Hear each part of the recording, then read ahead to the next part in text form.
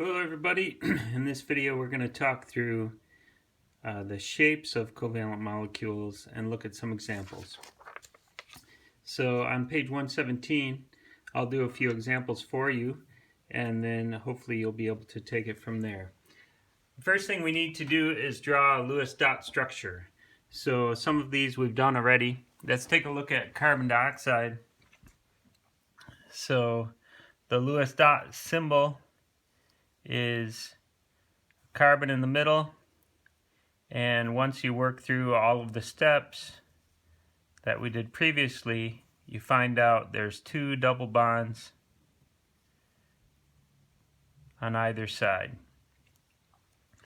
Now the number of bonding areas, the definition that we have in mind here is just a direction where there is a covalent bond from the center atom. So there's 1, 2. Basically, it's the number of atoms that are bonded to the central atom. And it doesn't matter if it's a single bond or a double bond. So there's 2. Number of non-bonding lone pair areas. Again, we're talking about the central atom. And in this case, it's carbon, and there's no lone pairs on the carbon. So that's 0. So then the total areas of high electron density, 2 plus 0 is 2. So this third one is just this plus this equals this.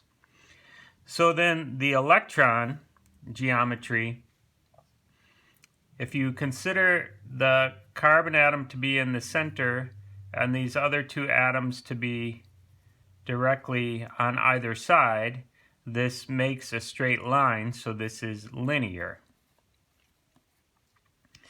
And the molecular geometry is the same because each of our areas has an atom on it. So the actual shape taken by the atoms is still linear. And the 3D drawing of the shape I've kind of already done up there.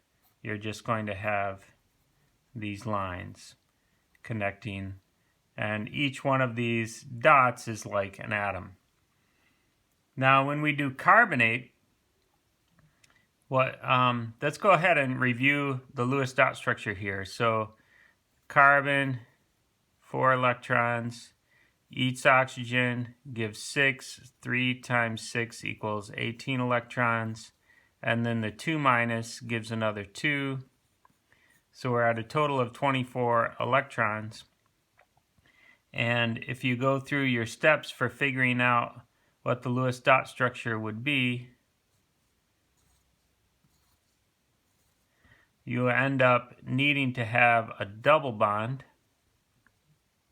to one of the oxygens and then a single bond to the other two. And if you don't remember how to do this part, you'll need to go back and review how to make the Lewis dot structure.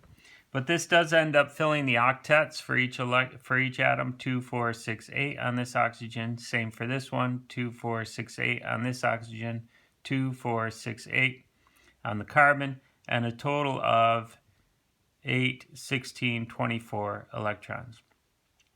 The bonding areas in this case, we have 1, 2, 3 atoms. Still have no lone pairs on the carbon, so that's a 0. So we're still at 3. Now the groups are going to spread out. So if you consider, I'll skip down to the 3D drawing. If you consider the carbon being at the center and then the other 3 groups spreading out as far away as possible, it's kind of like cutting a pie into 3 wedges. You're going to have these angles that are 120 degrees. So all the way around a circle is 360 degrees, and if you divide that into 3 wedges, each angle is 120 degrees. The electron geometry in this case, and I'll send you a handout that goes through all the possibilities, but this is called trigonal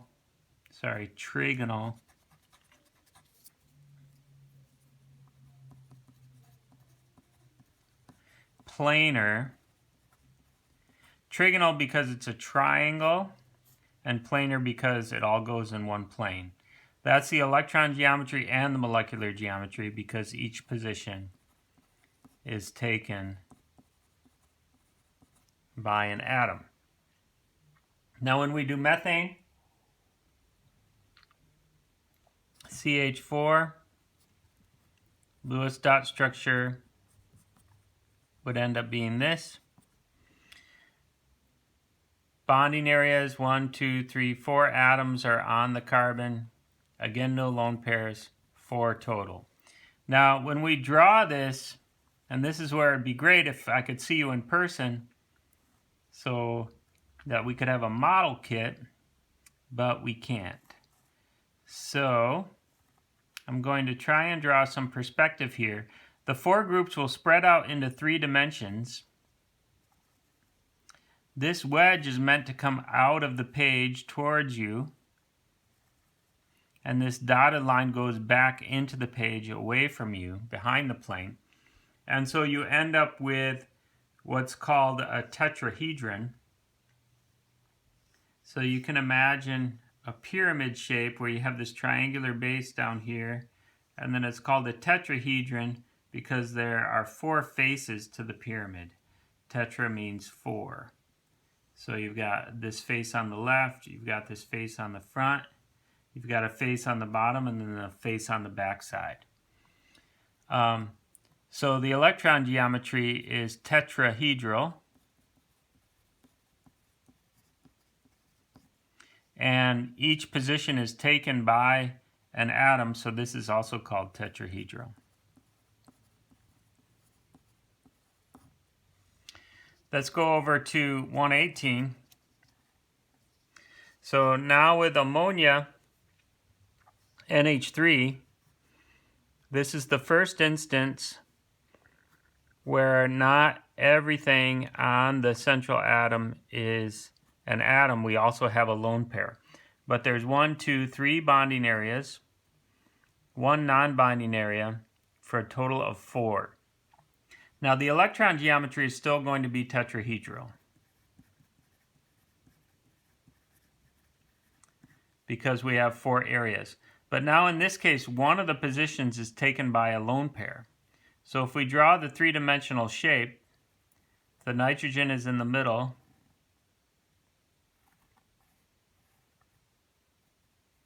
and we still have the 3 hydrogens, a hydrogen here, here, and here, but then the top is gone. Or we could draw a lone pair there with a little loop. So now this is still a pyramid, and it still has that triangular base on it, but it doesn't have the top of the tetrahedron. So this is just a pyramid with a triangular base, and that's called trigonal pyramidal. In other words, a triangle with a pyramid, a pyramid with a triangular base. Water, if we draw the Lewis dot structure,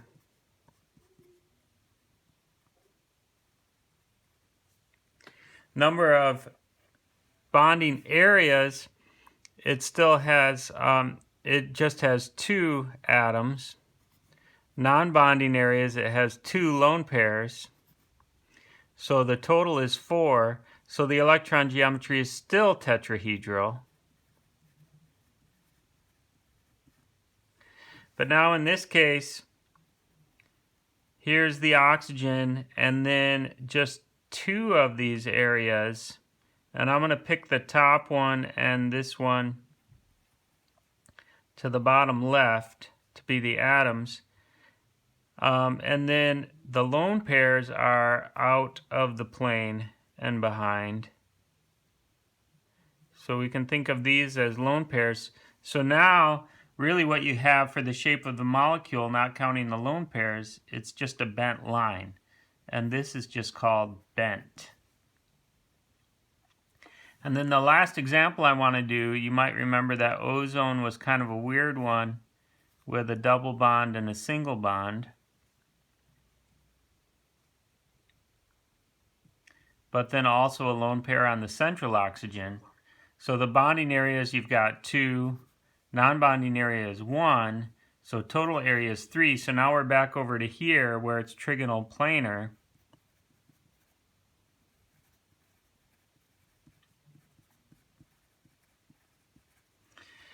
But now one of those three areas is a lone pair, so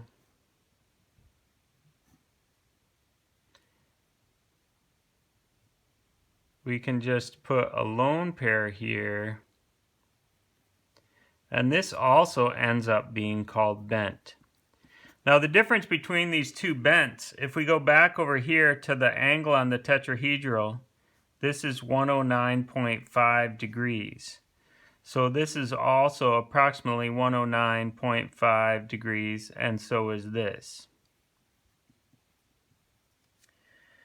Because this is tetrahedral, tetrahedral, tetrahedral for the geometry. But this one for the electron geometry is trigonal planar, so that's 120. So even though these are both called bent, this one has a smaller angle than this one. All right, so those are the examples, and that's basically all the different types that we'll have in this class. There are some more esoteric types for more complicated molecules, but we won't do those in Chem 181.